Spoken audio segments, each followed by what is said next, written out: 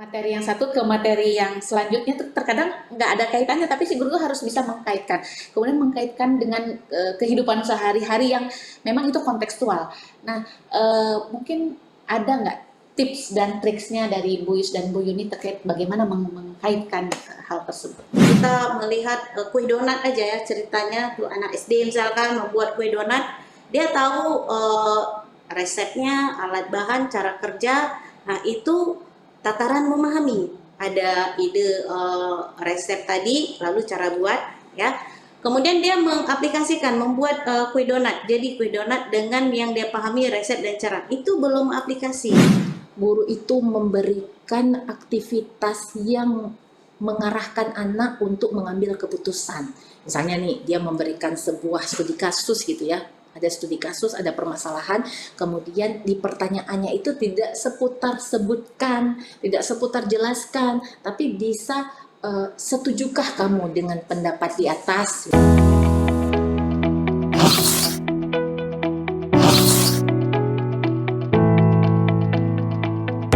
Halo, Assalamualaikum warahmatullahi wabarakatuh. Selamat pagi rekan BPMP Aceh. Kali ini kita kembali hadir dalam serial podcast Meketok dengan tema pembelajaran mendalam bersama saya Nida. Kali ini telah hadir bersama kita narasumber-narasumber hebat ya. Ada Ibu Wahyuni dan Ibu Yusnaini. Keduanya merupakan Widya Prada di BPMP Aceh sekaligus fasilitator nasional pembelajaran mendalam. Kita sapa yuk mereka berdua. Selamat pagi Ibu Yuni dan Ibu Yus. Pagi Bu Nida. Pagi, Bu Nida. Oke, senang sekali kita berjumpa kembali dalam serial podcast hari ini. Tadi kita sudah tahu ya temanya terkait pembelajaran mendalam. Oke, baik Ibu Yuni dan Ibu Yus. Saat ini Kementerian Pendidikan Dasar dan Menengah tengah berupaya ya meningkatkan kualitas pembelajaran dengan beragam cara. Salah satunya pembelajaran mendalam. Nah, seringkali orang mengira pembelajaran mendalam itu adalah kurikulum ya. Ada yang bilang kurikulum deep learning lah dan lain sebagainya. Nah, mungkin Bu Yus bisa menjelaskan dengan bahasa yang sederhana terkait apa sih sebenarnya yang dimaksud dengan pembelajaran mendalam dalam konteks pendidikan di Indonesia saat ini. Silakan Ibu Yus. Ya, baik Bu Nida, memang banyak sekali kita jumpai ya guru-guru yang bertanya, Bu, ini sudah ada kurikulum baru ya, namanya pembelajaran mendalam begitu ya. Nah, sebenarnya pembelajaran mendalam bukanlah kurikulum baru. Itu hanyalah sebuah cara baru dalam memandang cara pembelajaran di kelas. Kenapa? Karena selama ini kita ketahui pembelajaran yang berlangsung di kelas-kelas itu masih pada tataran surface learning. Ini ditunjukkan dari hasil PISA pada tahun 2022, di mana kurang dari 1% siswa di Indonesia itu kemampuan menjawab soal HOTS hanya sangat sedikit, kurang dari 1%. Maka ini sangat menjadi urgensi ya, pembelajaran mendalam jadi sebuah pendekatan atau cara pandang guru dalam melaksanakan pembelajaran. Bayangkan kalau kurikulum itu adalah sebuah peta jalan, maka cara kita mengemudi dan sampai di tujuan itulah pendekatan pembelajaran mendalam. Sehingga saat kita mengemudi, kita merasa senang, sampai di tujuan itu juga sudah bermakna bagi siswa. Jadi saat pembelajaran mendalam ini tentu seorang guru harus memuliakan siswanya. Oke. Bagaimana cara memuliakan siswa? Tentu harus mempertimbangkan bagaimana olah pikir, olah hati, olah rasa, dan olahraga pada siswa kita. Oke, baik Bu Yus, menarik sekali nih terkait bagaimana mempertimbangkan itu tadi ya, ada olah pikir, olah hati, olah rasa, dan mungkin ada olah raga kayak gitu ya. Dan tadi juga kita garis bawahi ternyata pembelajaran mendalam itu bukanlah kurikulum ya Bu ya, tetapi sebuah pendekatan pembelajaran. Nah, terkait tadi olah pikir, olah hati, olah rasa, dan olahraga. Seberapa penting hal tersebut dalam membentuk peserta didik di kelas? Mungkin Bu Yuni bisa menjelaskan. Ya baik Bu Nida. Jadi betul ya seperti yang disampaikan oleh Bu Yus tadi ya, keempat olah ini memang saling berkaitan satu sama lain dan dia tidak bisa dipisah-pisahkan gitu ya. Seperti misalnya olah pikir itu berhubungan dengan aspek kognitif, ketika olah rasa itu berhubungan dengan bagaimana seseorang itu punya rasa empati, peduli terhadap orang lain, kemudian olah hati, bagaimana dari segi karakternya, dan sampai olahraga. Olahraga itu terkait dengan fisik jasmani maupun rohani.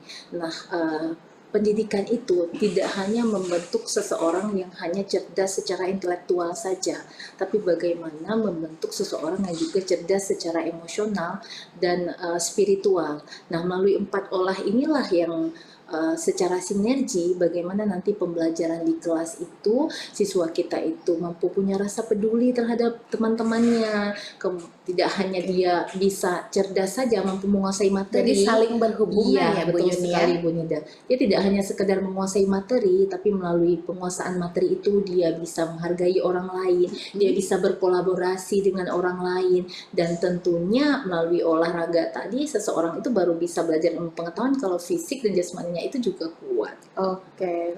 Jadi intinya pembelajarannya holistik ya, Iya, betul melibatkan sekali. semua. Oke, baik. Oke, menarik sekali ya, ternyata pembelajaran mendalam itu bukan sebuah kurikulum baru, dan memang pada dasarnya pembelajaran harus melibatkan beragam aspek secara keseluruhan. Oke, jadi sudah jelas nih konsepnya seperti apa. Nah, sekarang yang paling ditunggu nih oleh teman-teman Bapak Ibu guru, pendengar semuanya, bagaimana cara memulainya sehingga pembelajaran mendalam ini bisa diimplementasikan di kelas? Mungkin Ibu Yus bisa menyampaikan. Jadi pembelajaran mendalam ini kan sebenarnya mendorong siswa untuk tahu, bukan hanya mengerti, tapi dia paham mengapa sesuatu itu terjadi, lalu anak bisa mengapanya itu. Contohnya, guru selama ini di ruang-ruang kelas sering menanyakan pengertian, definisi, masih pada tataran konsep-konsep gitu ya, konseptual, masih pengetahuan yang aplikatif, masih bentuk-bentuk pengetahuan seperti itu. Nah, bagaimana sekarang didorong melalui pembelajaran mendalam itu lebih kontekstual, lebih nyata dengan kehidupan mereka, sehingga itu bisa menimbulkan kebermaknaan bagi dia. Karena begini, siswa kalau diajak berpikir sesuatu itu tentang aku itu kan sesuatu hal yang berkaitan dengan kehidupan sehari-harinya. Itu dibawa ke dalam kelas, misalkan dengan pertanyaan pemantik, guru bisa menanyakan kegiatan sehari-hari mereka yang kontekstual, lalu dikaitkan dengan materi, misalkan kamu kemarin pulang sekolah menjumpai apa saja di sekeliling kamu, ada kamu perhatikan apa yang terjadi di sana, mengapa itu bisa terjadi, lalu bagaimana hal itu supaya tidak terjadi. Nah, pertanyaan-pertanyaan guru dari apa menjadi bagaimana dan mengapa itu mungkin salah satu langkah awal guru bisa membuat pertanyaan pemantik di awal pembelajaran. Kemudian bisa diteruskan lagi di kegiatan inti, misalkan menimbulkan sebuah stimulus yang merangsang anak berpikir mencari sebuah solusi sederhana sesuai dengan tingkat berpikir anak ya, jenjang pendidikannya tentunya, kasus-kasus yang dikaitkan dengan materi. Misalkan kalau di IPA di kelas 5 itu mungkin ada topik tentang pengolahan limbah plastik misalkan kan. Di sana guru bisa meminta siswa mengamati video sebuah laut yang tercemar dengan plastik, lalu bisa meminta mereka mengidentifikasi aktivitas manusia di sekitar laut itu, apa yang dilakukan sehingga timbulnya limbah plastik itu. Lalu guru tidak berhenti di identifikasi dan menjelaskan jenis-jenis limbah, tapi bisa dilanjutkan pertanyaannya supaya olah pikir tadi juga ada olah hati, bisa pertanyaan bagaimana perasaan penyu ya jika memakan plastik tadi. Jadi di LKS-nya mungkin bisa ditambahkan pertanyaan-pertanyaan yang bisa mengolah hatinya. Kemudian bisa untuk mengolah rasa. Rasa itu kan terkait dengan estetik ya. Mereka bisa mendesain poster-poster untuk menjaga lingkungan, tidak membuang plastik sembarangan dengan Canva, mungkin dengan kalau nggak ada media digital mungkin mereka dengan karton, dengan spidol warna dan sebagainya. Kemudian olahraga juga harus terlibat di sana saat mereka mempresentasikan. Misalkan kita bisa rubah, kalau dulu hanya bangun ke depan satu orang nih, mungkin kalau bangun semua presentasi atau kunjung karya bergerak dari satu sudut ke sudut yang lain, itu mungkin juga olahraga yang sederhana di dalam implementasi kurikulum ini. Kemudian langkah kedua, guru harus memikirkan bahwa beliau ini adalah seorang yang mendesain.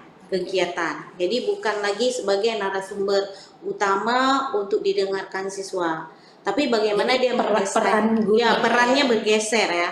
Jadi paradigma kita harus kita rubah. Kalau guru satu-satunya sumber ilmu, sekarang bagaimana guru mendesain kegiatan bahwa banyak sumber belajar di sekitar yang bisa dimanfaatkan sehingga siswa bisa aktif mengolah pikir dia sampai mengolahragakan dia, seperti itu Bu Nida. Baik, kalau saya mendengar penjelasan Bu Yus, jadi lebih ke perubahan paradigma dalam Iya. pembelajaran ya, terkait pembelajaran mendalam ini.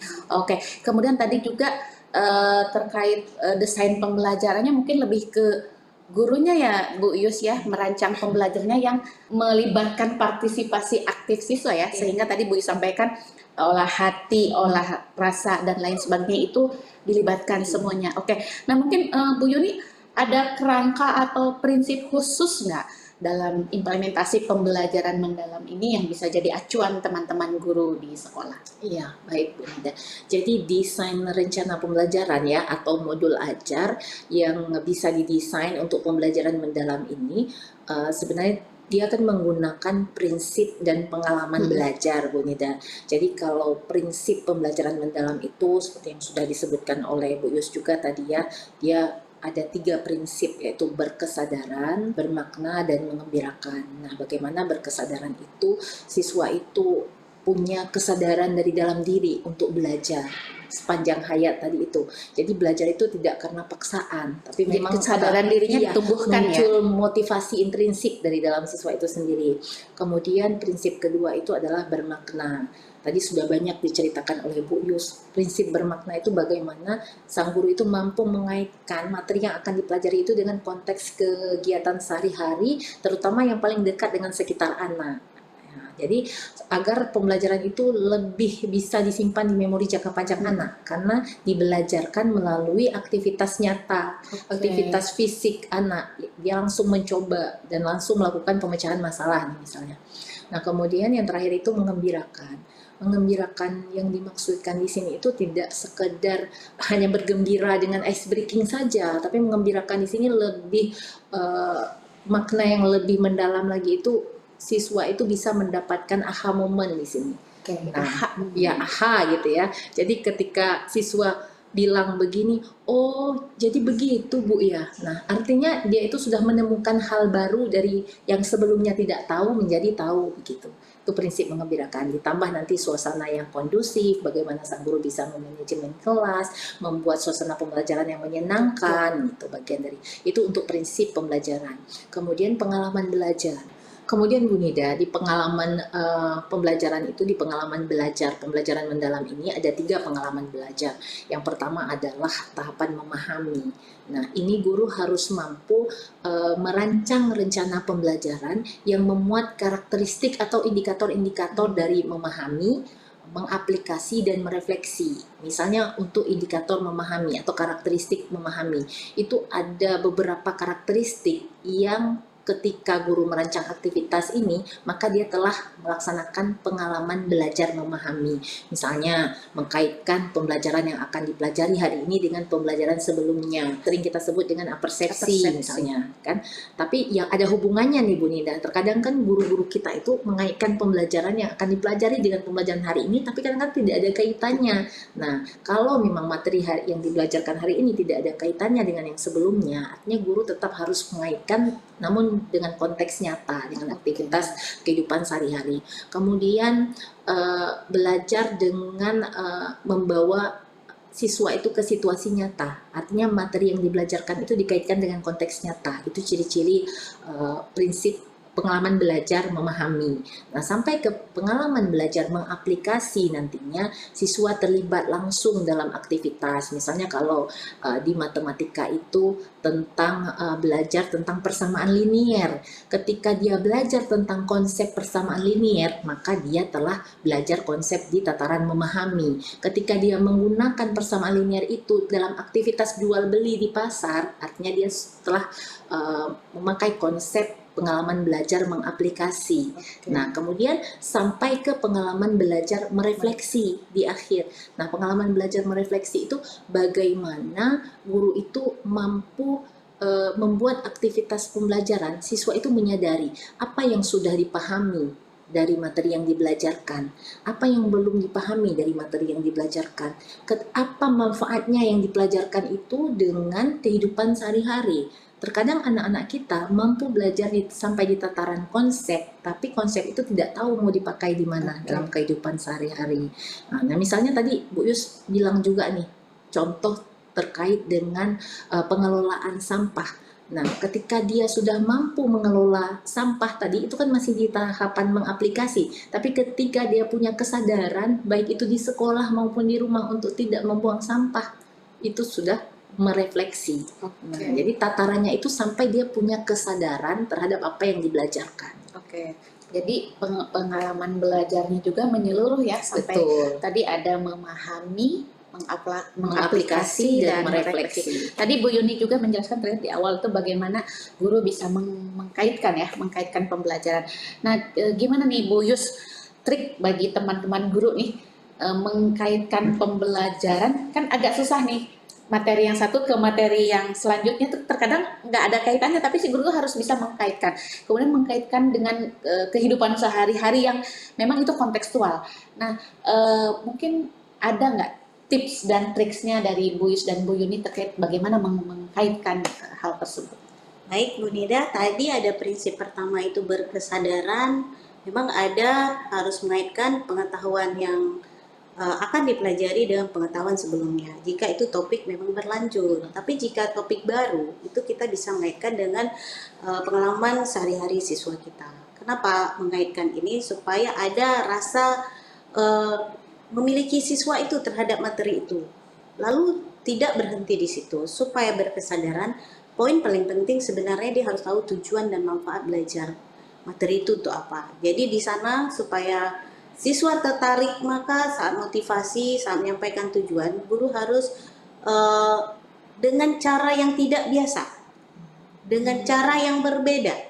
Misalkan mau belajar tentang cahaya nih, bisa dengan tiba-tiba guru masuk ke dalam kelas, kalau kelas itu ada gorden, tutup dulu semua gorden, kemudian buka sedikit supaya siswa agak ada rasa tertantang, guru ngapain ya. Jadi kalau mau berkesadaran itu harus ada menantang supaya timbul rasa ingin tahu siswa, lalu nanti baru guru masuk ke motivasi untuk apa belajar itu, manfaatnya dalam kehidupan sehari-hari dia untuk apa. Nah, kemudian baru guru juga merancang berkesadaran itu bukan hanya mulai dari tujuan bukan hanya mulai dari pendahuluan, tapi bagaimana sampai ke kegiatan penutup itu terus dilakukan kegiatan-kegiatan yang bisa memotivasi siswa secara intrinsik. Itu kan konsep anak berkesadaran muncul motivasi intrinsik. Nah, itu harus dipertahankan guru sepanjang mulai dari pendahuluan, inti dan penutup. Dan cara apa? Caranya guru tadi sudah merancang misal proyek boleh atau studi kasus, karena kan mau bermakna nih, tadi kata Bu Yuni harus kontekstual, menyelesaikan masalah-masalah dunia nyata, jangan belajar pecahan tapi siswa nggak tahu bawa kemana pecahan itu. Mungkin di studi kasus bisa dengan soal cerita, bagaimana nanti dia membagi kue ulang tahun buat teman-temannya di pesta ulang tahun dia, nah, seperti itu. Jadi dirancang di LKS itu tetap menimbulkan prinsip berkesadarannya. Lalu prinsip yang kedua bermakna tadi pasti terjadi kalau kasus di dunia nyata itu diangkat, dikaitkan dengan materi pelajaran. Karena apa? Bermakna itu karena dekat dengan kehidupan, anak itu mengalami dan dia merasakan manfaatnya. Otomatis kalau guru mampu merancang pembelajaran berbasis kasus-kasus dunia nyata, itu bermakna sudah, prinsip bermakna sudah terjadi. Kemudian yang terakhir adalah prinsip menggembirakan. Nah, saat ada proses menantang, ada sesuatu hal baru harus ditemukan siswa dan itu guru harus sabar untuk menjelaskan sebuah konsep, sebuah teori, harus benar-benar sabar. Kalau dijelaskan di depan, maka tidak akan menggembirakan karena tidak akan ada aha moment di mana siswa yang menemukan sendiri, oh ternyata itu Bu fotosintesis, ternyata itu pecahan Ibu, kami baru tahu, padahal ilmu itu sudah ada, cuman dari step-step yang dirancang guru tidak disajikan langsung diceramahi oleh guru ya, tapi nanti disediakan terakhir pada saat anak sudah melalui aktivitas-aktivitas pengalaman belajar ini. Kemudian pengalaman yang sudah Bu Yuni ceritakan dimulai dengan memahami.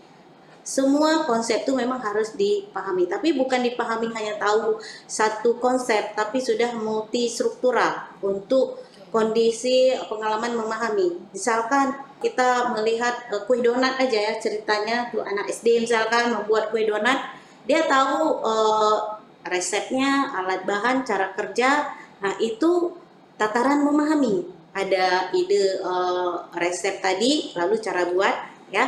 Kemudian dia mengaplikasikan, membuat kue donat. Jadi kue donat dengan yang dia pahami resep dan cara. Itu belum aplikasi, Bu Nida. Itu masih praktik dalam rangka dia memahami cara membuat kue donat.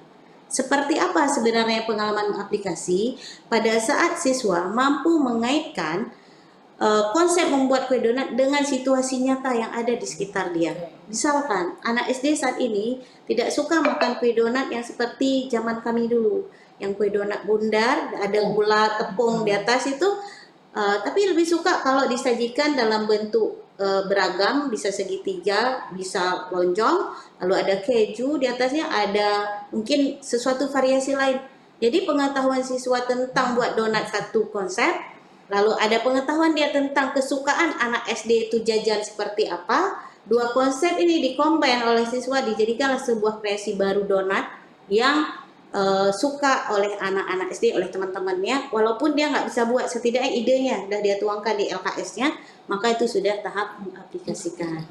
Lalu bagaimana merefleksi? Nah, saat misalnya gurunya meminta, ayo kita lanjutkan pembelajaran, kita buat kue donat, bisa dengan langsung membuat atau dengan diskusi, lalu dia merefleksikan, iya Bu ya, kayaknya masih kurang nih kue donat kami, rasa-rasanya perlu kami tambahkan ini lagi, kami perlu menambahkan mungkin warna, di sini warna yang kami pakai masih kurang menarik. Jadi dia sudah bisa mengevaluasi di situ, dia melihat kekurangan dan kelebihan, lalu dia memperbaiki lagi, lalu mengambil nilai dari kue donat tadi. Jadi dia mengajarkan juga, mengajak siswa, ini warna yang kita pakai jangan warna sintetis, tapi mari kita pakai warna yang alami, pewarna alami supaya sehat. Nah, dia mengaitkan lagi bagaimana memperluas ide ya, memperluas ide dan memperdalam, dan itu sampailah ke tahap merefleksikan ya. Jadi mengevaluasi dan mengambil nilai-nilai dari proses dia buat donat tadi.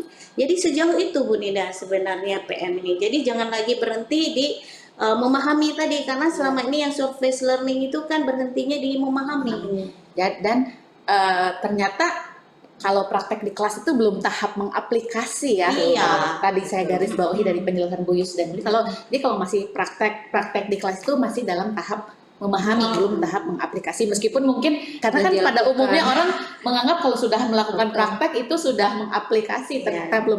Dan yang paling menarik adalah bagaimana tadi membangun kesadaran anak untuk belajar, karena seringkali sekarang itu anak itu bersekolah, anak itu hadir di sekolah, tetapi tidak untuk belajar. Jadi fisiknya saja mungkin ya yang hadir di sekolah. Jadi pentingnya menumbuhkan itu tadi ya, berkesadaran untuk belajar itu tadi, agar anak-anak benar-benar tumbuh regulasi dirinya sehingga dia sadar untuk apa dia belajar. Begitu ya Bu Yus ya? Oke, Makanya dia harus tahu manfaat dia belajar itu apa. Oke, jadi dia tahu apa yang dia pelajari itu untuk apa ya Bu Yus itu. Oke, baik, sangat menarik sekali. Nah, kemudian kalau dikaitkan dengan model-model pembelajaran yang ada, yang sudah kita ketahui sebelumnya ya, ada problem based learning, inquiry dan sebagainya, itu seperti apa nih Bu kaitan pembelajaran mendalam dengan model-model pembelajaran yang sudah ada? Mungkin Bu Yuni, silakan.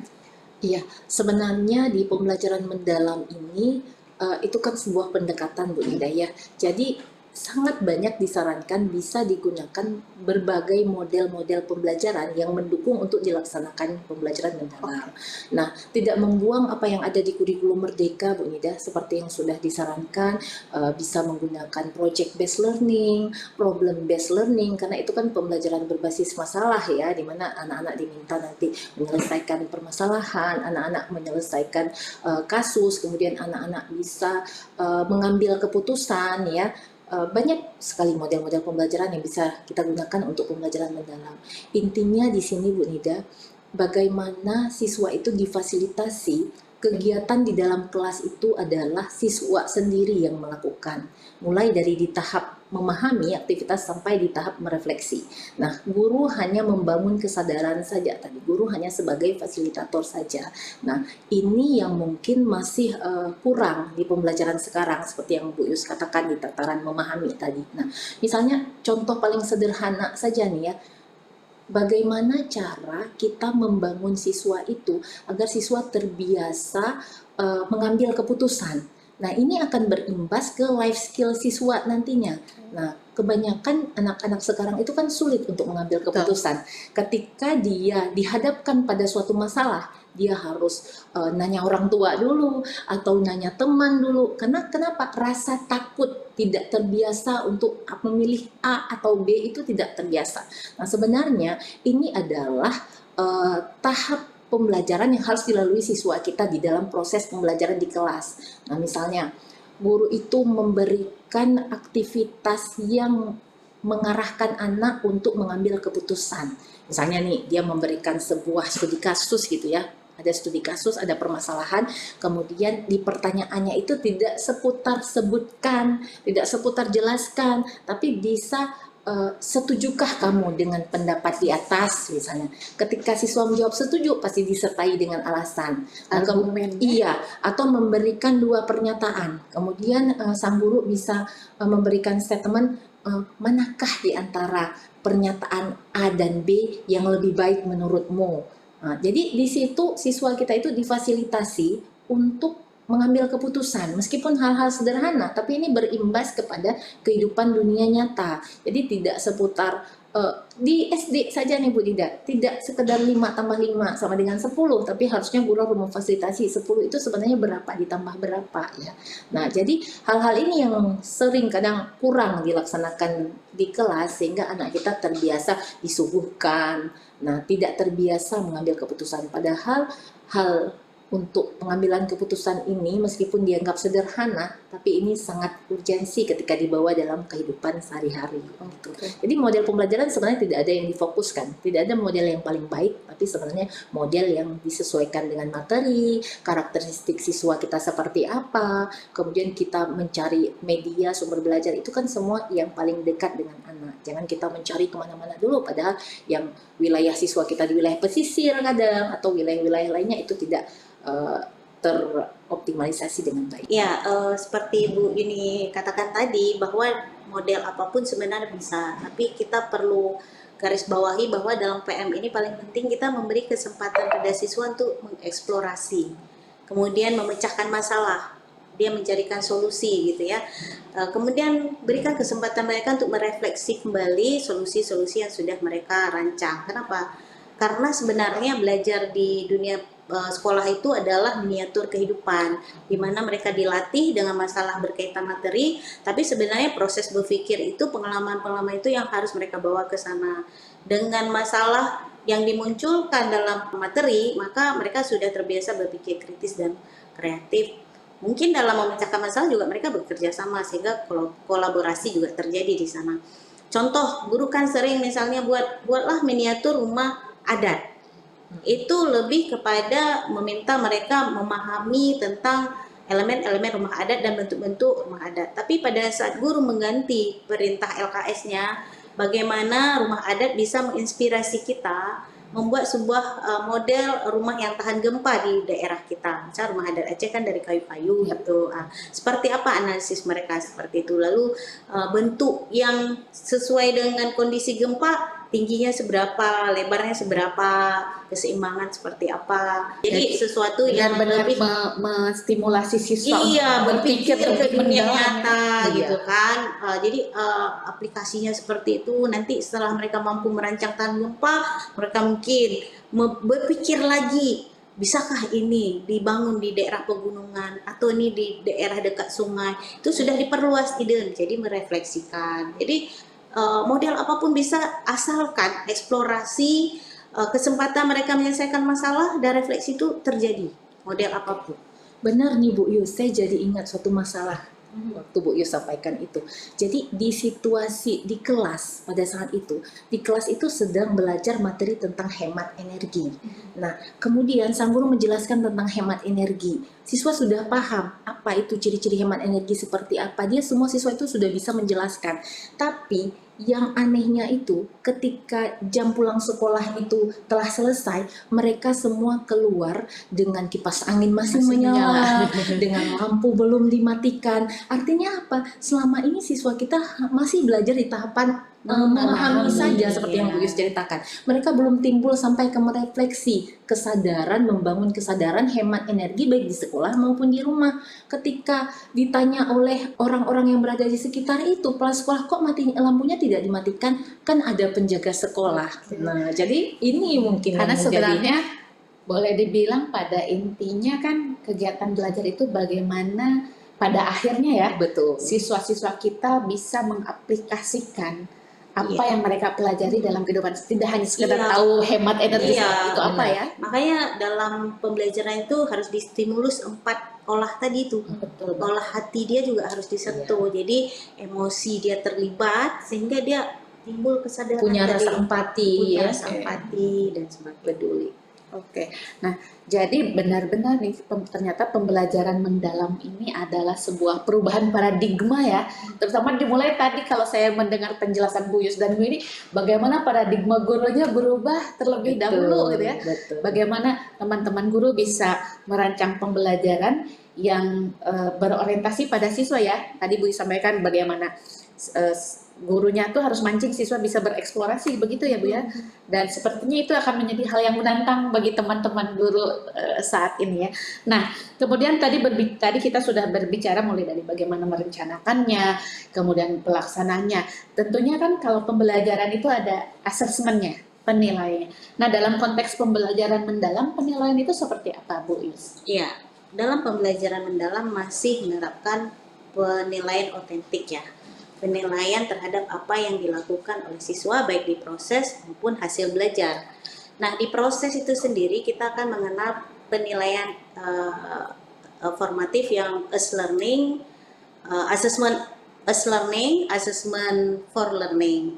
Nah, di sana di dalam pembelajaran mendalam kita memberikan kesempatan siswa nih melakukan refleksi terhadap materi yang sudah dipahaminya. Dia bisa menuliskan dengan bentuk menyimpulkan, atau dia bisa dengan checklist atas pertanyaan yang diajukan guru di sebuah form. Saya sudah memahami ini, saya sudah memahami ini, dan sebagainya. Bisa juga terhadap perasaan dia, itu apa? Karena assessment as learning ini berfungsi siswa mengukur dirinya sendiri ya terhadap proses yang sedang dia lakukan bersama guru, terhadap pemahaman yang dia dapatkan, dan ini menjadi informasi penting bagi siswa sendiri dan juga bagi guru. Nah, pada saat for learning, guru mungkin pada saat proses pembelajaran guru mengamati melalui observasi, melalui soal pretest post-test mungkin, soal kuis singkat, atau melalui LKS yang dijawab oleh siswa. Saat guru melihat proses itu, maka guru bisa langsung nih kalau masih ada waktu memperbaiki proses pembelajaran. Misalkan pada saat di LKS dia lihat siswa kok sudah waktunya 10 menit belum memahami apa yang harus dikerjakan. Lalu dia perbaiki cara dia mengajar. Oh, mungkin tadi instruksi saya masih kurang jelas, maka dia instruksikan lagi. Mungkin yang tertulis di LKS siswa tidak ada prosedur. Kan sering ya guru ngasih LKS kayak soal gitu, nggak ada prosedur. Maka harus hadir fungsi guru menjelaskan prosedur secara lisan. Nah, itu bentuk asesmen formatif yang memperbaiki sebagai umpan balik guru langsung situ. Bisa juga for learning ini dan as learning ini dimanfaatkan setelah proses itu, tapi sebelum pertemuan berikutnya dia melihat umpan balik dari siswa, dari catatan dia, pengamatannya bahwa ada hal yang perlu diperbaiki, maka pertemuan berikutnya dia langsung memperbaiki. Kemudian ada asesmen sumatif ya, itu disebut dengan assessment of learning. Itu kan melakukan penilaian untuk mengukur hasil belajar siswa.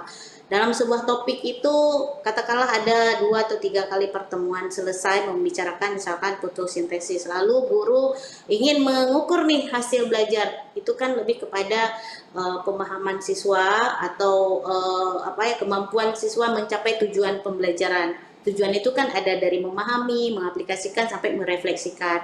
Maka guru akan menyusun soal untuk 3 tahap pengalaman belajar ini di soal sumatif. Jadi kita harapkan guru jangan berhenti menyusun soal untuk pengetahuan memahami, untuk pengalaman belajar memahami. Padahal dalam 3 kali pertemuan itu guru sudah melaksanakan pengalaman belajar sampai merefleksikan. Jadi soal-soal itu harus terus kita latih pada guru, mana soal yang tataran untuk memahami, mana tataran soal untuk mengaplikasikan, mana tataran soal untuk merefleksikan. Jadi itu soalnya tetap mengukur semua pengalaman pengalaman belajar. belajar yang udah kita jalankan selama beberapa kali pertemuan kemarin. Oke, nah kemudian dalam implementasi pembelajaran mendalam ini seberapa penting umpan balik terhadap hasil karya siswa? Mungkin Bu Yuni, silahkan. Ya, sangat penting Bu Nida. Nah, kalau dibilang umpan balik memang sangat penting. Karena kenapa? Pembelajaran mendalam ini berorientasi pada proses, bukan hasil, ya. Yang dilihat adalah bagaimana, seandainya begini nih, seandainya kita mau menuju ke suatu tempat seperti yang Bu Yus katakan tadi, ya, bukan tempat, bukan tujuan itu yang menjadi hasil akhir, tapi bagaimana perjalanan itu, apa yang kita lewati, pemandangan apa yang kita lewati, bagaimana agar perjalanan kita itu terasa indah. Nah, tentu prosesnya ini yang jauh lebih bermakna. Nah, terkait dengan umpan balik tadi, itu sebenarnya ada tingkatan. Nah ya, ada tingkatan, ada tangga-tangganya Bu Nida. Nah, misalnya memberikan terhadap jawaban siswa nih, misalnya siswa udah jawab ya. Yang pertama, tangga pertama itu adalah klarifikasi. Nah, bagaimana sang guru itu mampu memberikan pertanyaan klarifikasi terhadap jawaban siswa.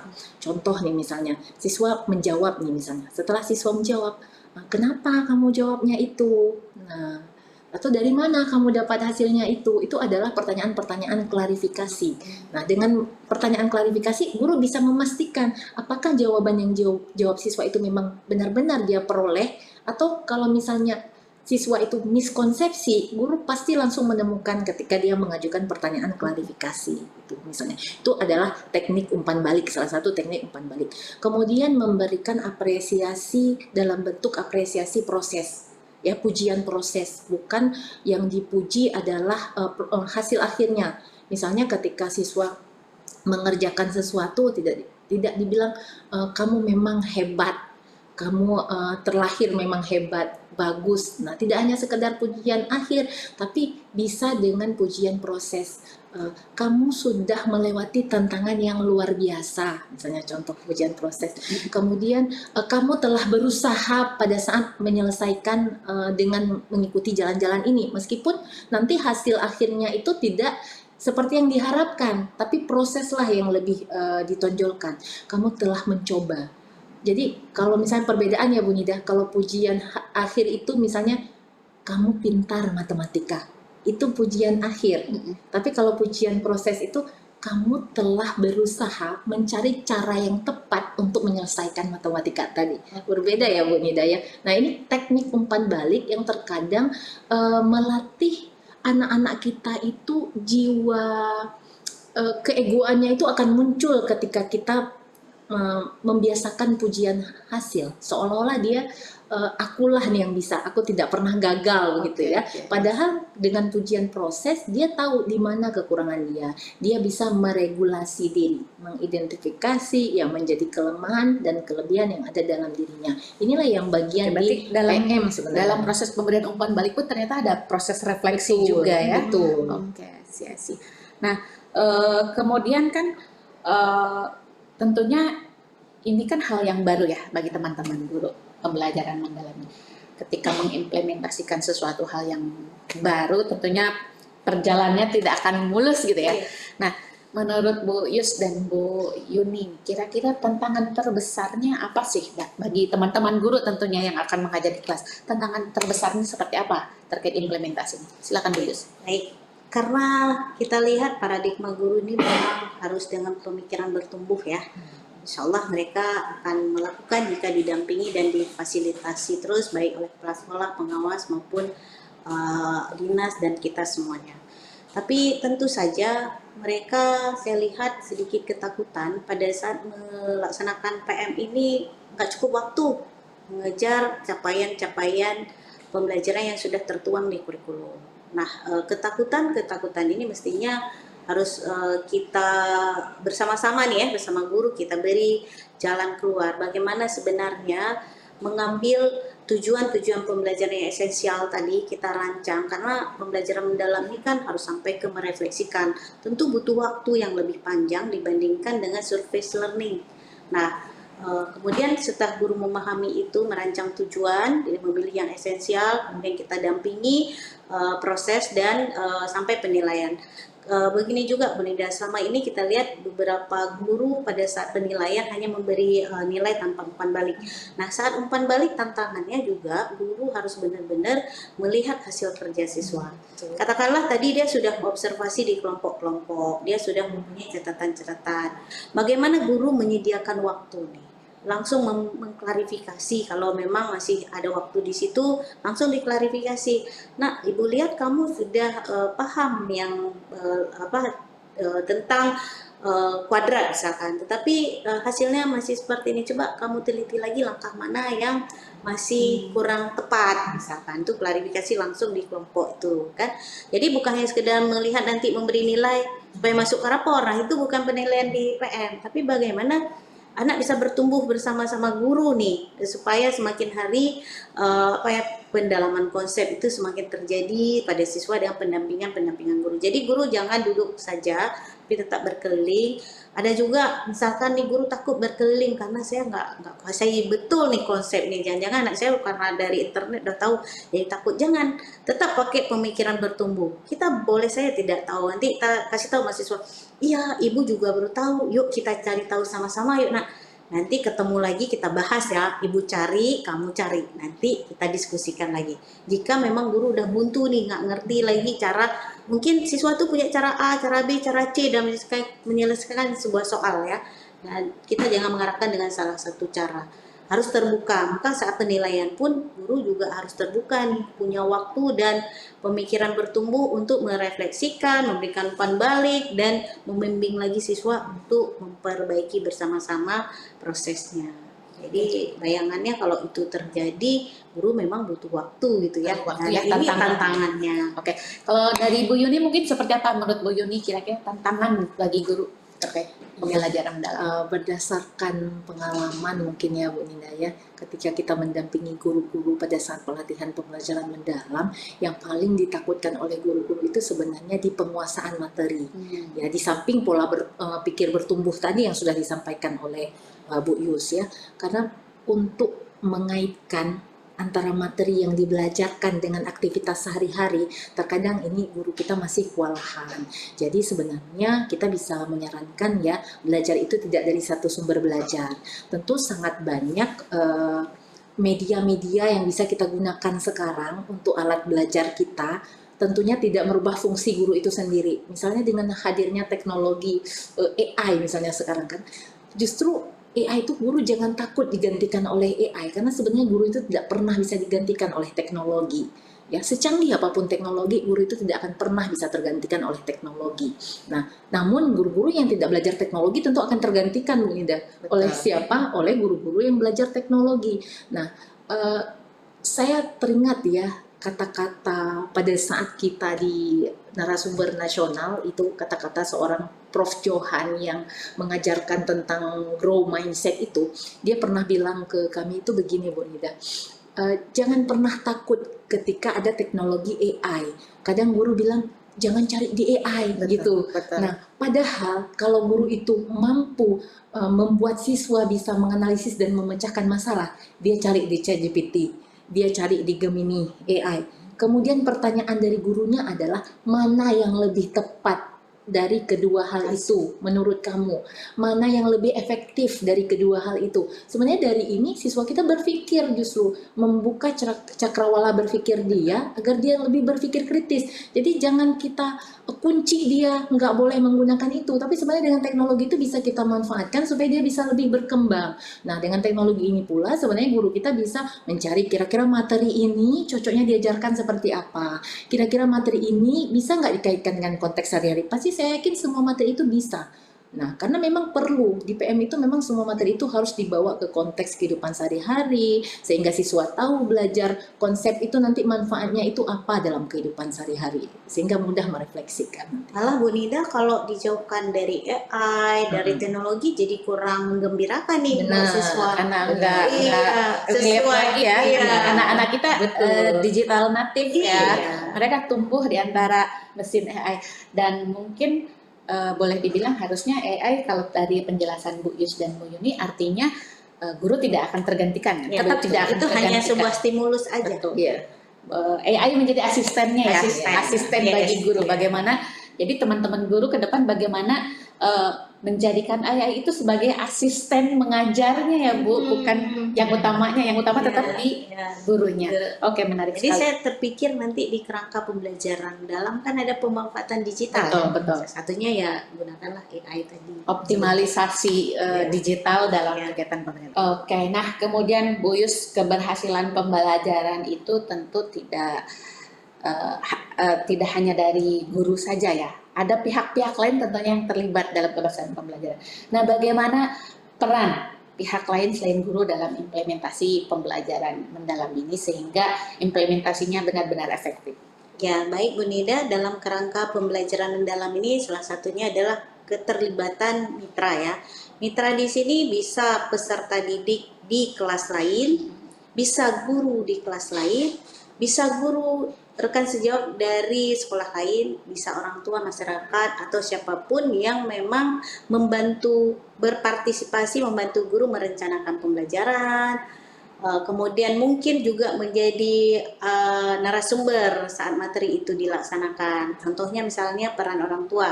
Hari ini ada praktek buat donat misalkan. Tentu ada komunikasi via grup, guru menginformasikan akan ada praktik, kemudian minta orang tuanya menyiapkan alat bahan dari rumah. Itu salah satu bentuk kemitraan. Itu dituliskan di RPP-nya. Kemudian waktu kami pelatihan kemarin ditanya, Bu, kok dalam praktiknya nggak nampak kemitraannya ya? Nah, saya jelaskan kemitraan itu bisa di tahap persiapan, bisa di tahap pelaksanaan. Contoh di tahap pelaksanaan, misalkan orang tua murid itu jago buat donat, ya udah kita hadirkan dia menjelaskan, bukan menjelaskan, mendemonstrasikan cara buat donat secara singkat kepada anak-anak. Itu salah satu kemitraan dalam proses. Lalu mungkin pas tentang kesehatan, kan banyak mitra lain ya, dari puskesmas, dokter, bisa jadi dari orang tua dan sebagainya, bisa dari tokoh-tokoh agama. Kalau pelajaran agama misalkan guru agama nih ngajinya belum fasih kali, pas menghafal ayat pendek nih, ya udah nggak apa-apa, kan ada ustadz di sekitar situ diundang 1 jam saja mengisi seperti itu. Jadi kemitraan ini memang akan lebih mengefektifkan karena kan guru bukan satu-satunya sumber, banyak sumber lain yang bisa kita manfaatkan. Jadi seperti itu Bu Nida. Jadi guru silahkan bekerja sama dengan siapapun yang ada di sekitar yang dianggap mampu mengefektifkan mencapai tujuan pembelajaran. Oke, baik. Nah, sekarang yang terakhir di sesi ini mungkin dari Bu Yuni bisa memberikan pesan utama untuk teman-teman guru di luar sana yang menyaksikan, yang akan melaksanakan pembelajaran dalam di kelas seperti apa? Oke, baik. Untuk semua guru-guru yang ada di seluruh Aceh ya, jangan pernah takut untuk melaksanakan pembelajaran mendalam. Mulailah dari hal-hal yang paling sederhana, hal-hal yang paling mudah, hal-hal yang paling dekat dengan siswa kita. Yakinlah perubahan mindset siswa kita itu tidak akan muncul sebelum Bapak Ibu merubah mindset Bapak Ibu terlebih dahulu. Jadi ubahlah mindset Bapak Ibu, selalu berpikir positif untuk anak didik kita, karena sebenarnya semua anak didik kita adalah anak-anak yang istimewa. Dia berkebutuhan khusus sekalipun, karena tidak pernah ada produk Allah yang gagal. Oleh sebab itu, mari sama-sama kita memunculkan potensi terbaik yang ada di diri anak kita melalui berbagai proses pemecahan masalah yang berawal di dalam kelas. Baik, rekan BPMP, menarik sekali. Banyak hal yang sudah kita dapatkan hari ini dari kedua narasumber hebat kita. Bisa kita simpulkan ternyata pembelajaran mendalam berbicara terkait perubahan paradigma, bagaimana menumbuhkan kesadaran diri pada siswa, dan siswa mengalami proses belajar yang bermakna dan menggembirakan. Oke, nah sekarang bagaimana nih Bu Yuni? Silahkan memberikan closing statement juga Bu Yus untuk teman-teman guru semuanya terkait pembelajaran mendalam. Oke, baik. Siapa duluan nih? Saya duluan ya. Boleh. Oke, baik. Bapak Ibu sekalian, pembelajaran mendalam tidak hanya sekedar seberapa banyak materi yang dibelajarkan, tapi yang terpenting adalah bagaimana siswa kita bisa mendapatkan pengalaman yang banyak, tentunya yang bermakna. Oke, Bu Yus silahkan closing statementnya untuk teman-teman guru. Baik, Bapak Ibu guru, pendekatan pembelajaran mendalam bukan hanya berhenti di dalam kelas sebagai sebuah pendekatan, tapi bagaimana Bapak Ibu guru bisa memotivasi, menginspirasi siswa-siswa kita di kelas sehingga mereka tumbuh menjadi manusia yang seutuhnya melalui olah pikir, olah hati, olah rasa, dan olahraga. Akhirnya mereka akan jadi sebuah pohon yang kokoh, tumbuh menjulang tinggi walaupun diterpa badai. Demikian. Oke, terima kasih Ibu Yus dan Ibu Yuni atas waktunya hari ini. Mudah-mudahan kita bisa berjumpa kembali. Baik, rekan BPMP, itu saja terkait sesi kita hari ini. Dan untuk selanjutnya kita nantikan dengan tema-tema yang tentunya insya Allah lebih menarik lagi. Terima kasih. Assalamualaikum warahmatullahi wabarakatuh. Waalaikumsalam warahmatullahi wabarakatuh.